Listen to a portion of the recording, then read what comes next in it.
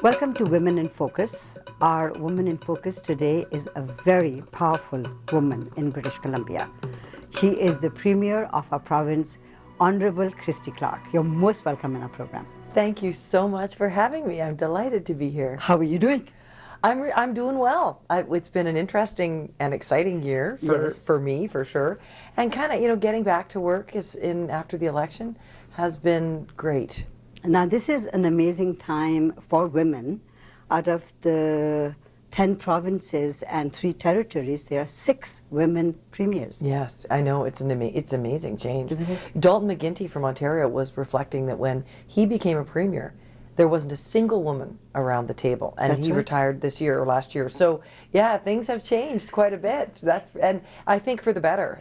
The conversation around the table, people say, is different amongst the premiers now that there are so many women there. You guys care about everything. Well, it's like, I guess we bring different experiences to the table. We bring experiences as mothers, as caregivers for our parents as they've been aging, and kind of things that typically men haven't done.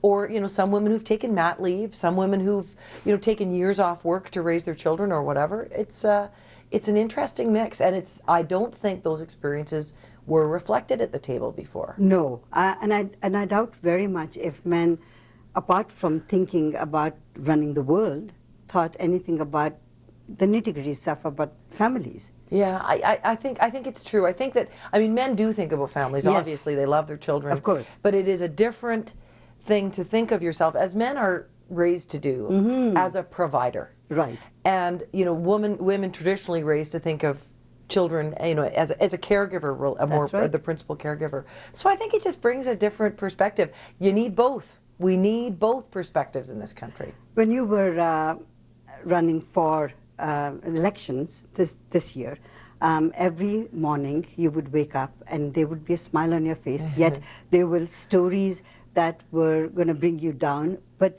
having known that, you would come out of your house smiling and facing the world. Yeah. How did you do that? I believed in myself. I believed that what I was doing was really important. We ran on this idea that we're going to create jobs and this whole new industry in natural gas. I knew that if we didn't get elected, none of that would happen. So I really felt it was important. And when you go through difficult times, I'm sure your viewers will identify with this. When people are saying you can't do it, you're not up to the job, people don't believe in you. And, I bet you amongst your viewers, women of color have experienced all kinds of invisible barriers, visible to them, but invisible barriers. People just thinking they weren't up to the job because they didn't look like they were up to the job. Right. And that's what I experienced. And I know that, lots of your viewers will say they got through those years because they believed in themselves, and that's what I did. There is an image that is etched in my mind. Your party won the election. You came on the stage, and there was your son there, and there was a moment that both of you looked at each other, and then you hugged him. Yeah. What was going through your mind at that time? Had you promised him? No, I never. That's the thing about politics, is you never promise anybody you're going to win. All you can do is promise you'll do your best. Yes. Because you don't know. The decision's in the hands of the voters. They're going to decide, and he understands that. He finds these elections very difficult, though. It's really nerve-wracking for him. So he was really relieved, and I felt like at the end of it, hugging him, it was kind of a hug where I said to him, "Sweetheart, 28 days, I know it was really, really hard for you, and it's over. We're through it. We can get back to being a family again." I think that's what that hug was. It was beautiful. It was amazing. What does a premier do from day to day? Well, I go to a lot of meetings, and in the meetings we are talking about how we're going to create this natural gas industry. So we've created a committee that I chair of select cabinet ministers, where we sit down and we plot out week by week where we're going to go to make this natural gas thing happen. Because it's complicated. There are First Nations issues we need to work through. We need to skill up our workforce so that the people of British Columbia are first in line for those 100,000 jobs. How are we going to structure the tax benefits so that the industry will come here, but we can pay off the debt for our kids? So, working through those complexities takes a lot of time and effort, but I told people that was the thing we were going to focus on, and we are doing it. We are doing it. So your day starts very early then? It usually does. It depends. So I really like to drive Hamish to school in the mornings. That's an important part of our day. Right. So I get up early, I go for a run, I get ready, and then I get him up, I get him fed and dressed, and get him off to school if I can. So that's the mum part. That's the mum part. Say goodbye to him, come into work. And then, often I'll find myself on a plane, which is part of the job I love, because I can go to, Prince George, or I can go to Cranbrook, or, North Island, wherever, and meet people and talk to the people of the province about what they want their province to look like.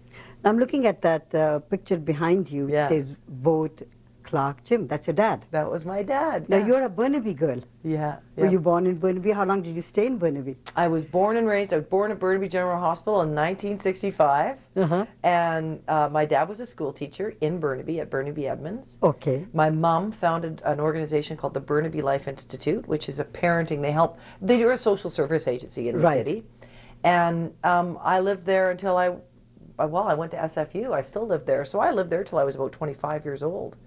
It's really where I spent most of my life, all my formative years. All my friends are still there, and graduated from Burnaby South. It's a great place to grow up. It is. It's sure changed since then. Oh, for sure. But back then it was, my neighborhood was kind of a lower middle class neighborhood, I guess is what people would say about it. And it was a great upbringing. My mom was a stay-at-home mom most of the time, and we didn't have very much money, but they loved us, all 4 kids, and we didn't go on vacations. We didn't have 2 cars, anything like that. No two TVs in the house? No, are you kidding me? There was one TV. It was black and white, and it was in my mom and dad's bedroom. And if you wanted to watch it, you had to ask permission. No kidding. Yes, absolutely. I want to come back and talk to you about growing up. You said SFU. You also went to Edinburgh. Yes. And Paris. Yes. I've done some homework on you. So let's take a short commercial break and come back. All right. Premier Christy Clark is our Woman in Focus today. Don't go away. We'll be right back. Welcome back to Women in Focus. Our Woman in Focus today is Premier Christy Clark. We were talking about your family. So 4 siblings. I mean, 4 together. Yeah. How was it growing? Are you number 1, number 2? I was number 4. You were the youngest? I was the youngest. So you were the most spoiled? Probably. Yeah, I think that's true. But also the least supervised. Okay. You know how it is, your first child. Yes. And it was 2 brothers. Right. My older 2 brothers, and then my sister, and then myself. Right. And the oldest one, the parent always wants to really get it right, and they're on top of it. That's it. By the time I came along, I think my parents were kind of fed up with parenting. With 4 kids, so it was a great, relaxed upbringing. My parents had very strong values about hard work, and very strong values about being honest and apologizing when you make mistakes, those kinds of things. But I wouldn't say that I grew up in an atmosphere where my parents were kind of hard and fast, and it wasn't like my dad was a retired Army general. No. Now, I usually ask this question from women. So was there any expectation of you? I mean, as a young girl, did you ever think or want to be the Premier of the province? No, it never occurred to me. No. I thought that I would become a lawyer maybe, or a scholar, a history scholar or something. But so this kind of, life is, I think, a process where you have luck. We all have luck and opportunity all around us.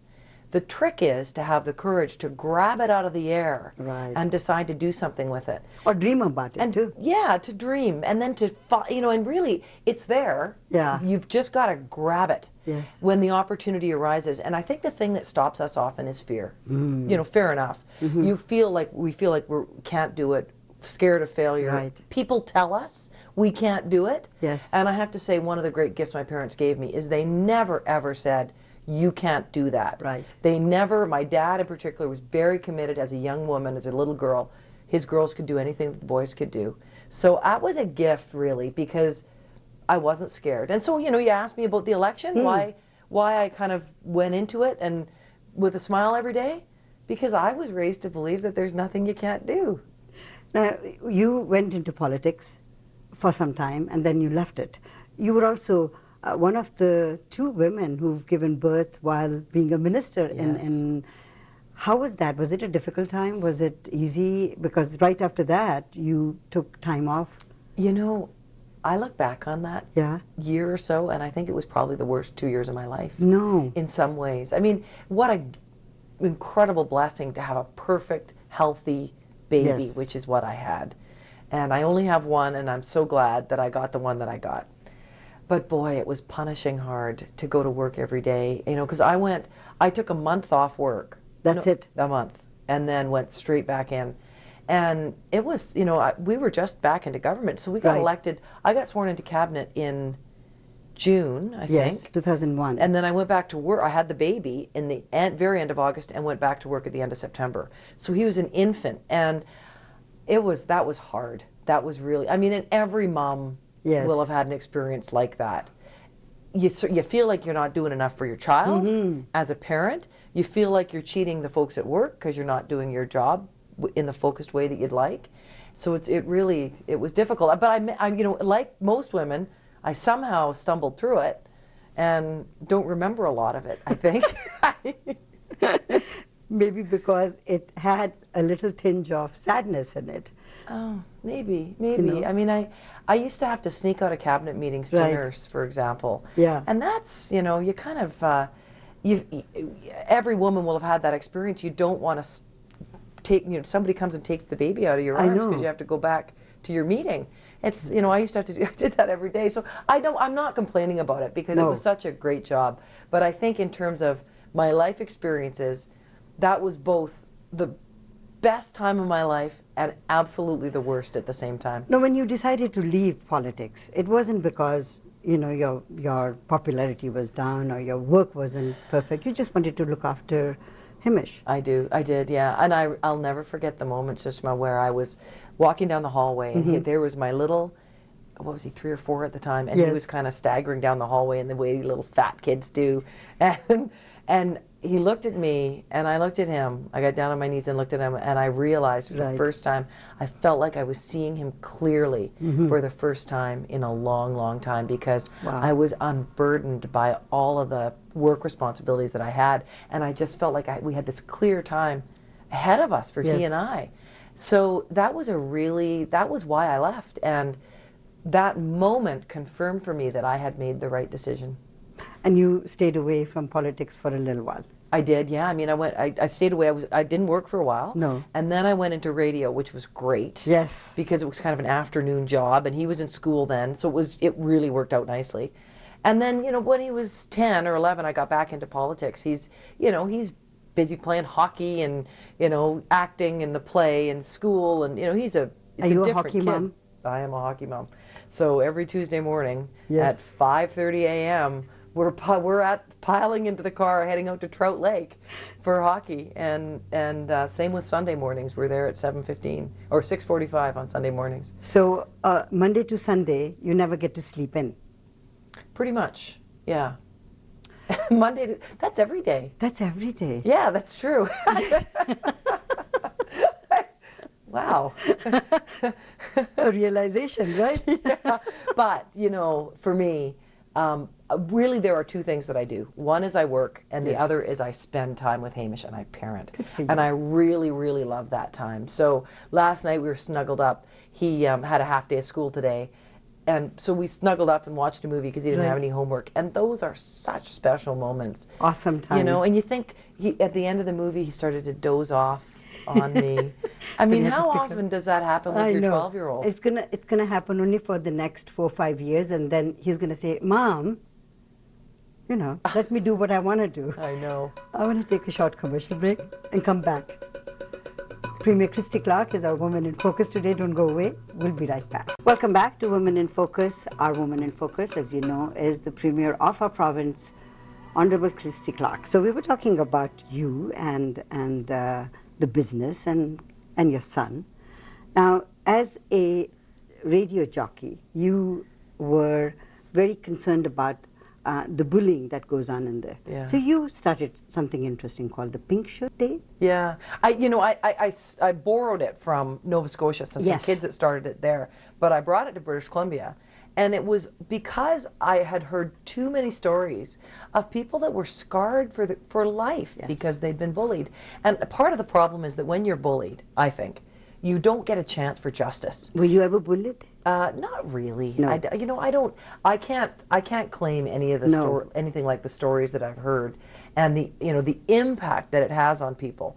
But I think we all feel the injustice of For having sure. someone yell at us for something some stranger, honking or being rude in a lineup, those kinds of things, or how terrible you feel for that elderly woman who's going slow because she can't go quickly, and some angry person behind her yelling at her. So that sense of injustice, Right. I think it's my drive to stand up for the little guy that got me going on that. Right. I just really felt that people who didn't have somebody to speak for them, who were being harmed, Right. deserved somebody to get out there and stand up. So I said, let's get everybody who cares about bullying to wear a pink shirt on the last Wednesday in February. And I couldn't believe it. The first year we did it, everybody put on a pink shirt. That's right. It was amazing. Now, apart from that, and I was talking to you about families, right? You're very particular about families. So you gave us the 10th statutory holiday in British Columbia, Family Day. Yeah. Was that something that you'd been thinking about for a long time, or? It was something I thought we should do because, I mean, it's good to have a statutory holiday, I think, in that long, dark period here. But for me, it was important that we say that it was a day about families, because I think we need, as a government, to send a message about how important it is we value the work that families do.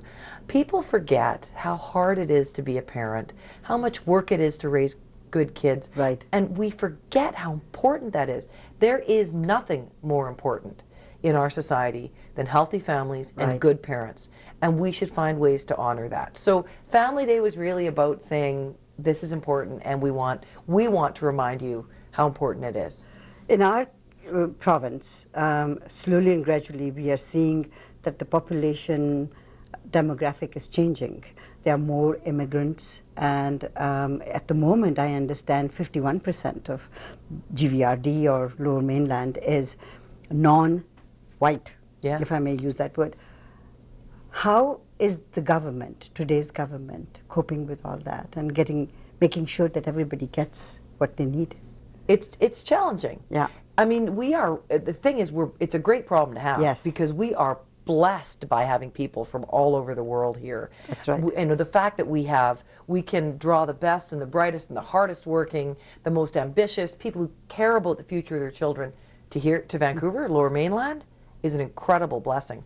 But there are challenges, particularly because we're no longer required just to communicate in one language, as an example. That's true. So we need to talk to people in more than one language, which we are really working hard to do, and doing things that recognize we want to include the cultures of the world, which are now the cultures of Canada. That's right. Like, for example, TOIFA. Yes. So when we brought the film awards here, part of that was recognizing how important Indian culture, Indian movies are in our culture here. It's part of who we are. And so I wanted to bring TOIFA here as a way to make that very clear statement about our connection with India. Right. That's one of the things that we've done. I'm glad that you brought TOIFA up, because that was something that the Indian community really loved. And it was a sold-out performance, wasn't it? Yeah. And I must mention that your outfit on that day was amazing. Well, thank you. Blue suits you, and red does too. That was a suit made for me by a woman in Surrey. She does all these fantastic outfits. Yes. And it was it was a little more sparkly than I would normally wear, but it was really well, it was really appropriate for that event, because everything was glitter in that event. Yes. I wore a sari the night before at the technical awards, and then the Punjabi suit the night of the big awards. How did you wear a sari? How was it possible for you to walk in a sari? It was hard. It was really hard. I have to say, there's a trick. So Priyanka is back, and she's the actress is trying to show me how to lift it up and walk in it. That's right. And I didn't succeed. No? I didn't succeed. But she was a good and patient teacher. I have a couple of saris though, and I'm trying to practice to get better at wearing them. Good for you. I can't help notice your necklace. That's beautiful. What are you wearing there? This is the goddess Sarasvati, the goddess of culture and knowledge and the arts. That's amazing. Beautiful, it's a beautiful silver piece. It's written in Sanskrit. Yes. Now, I'm going to have to ask you to I'll have to take it off so you can translate it for I me. would love to do that. I'm going to ask you some fast, rapid questions. Okay. Your favorite color? I'm going to say blue, sapphire blue. Great. Your favorite food? I'm going to say butter chicken. Not very good for me. Your favorite place, haunt place, to go and sit down and eat? Oh, in Vancouver? In Vancouver. I'm going to say pretty much any sushi restaurant. Okay. Your favorite place in the world? To visit? To visit. My favorite city in the world, my favorite busy place in the world is Mumbai. I have never been anywhere so exciting as Mumbai. It's just an unbelievable city of contrast and excitement. My favorite place to go and relax? Yes. Hawaii. All right. On that note, very passive. Thank you so much for being a Woman in Focus today. It's my pleasure. I'm just delighted. Thank you for having me. Premier Christy Clark has been our Woman in Focus today. Don't go away. We'll be right back.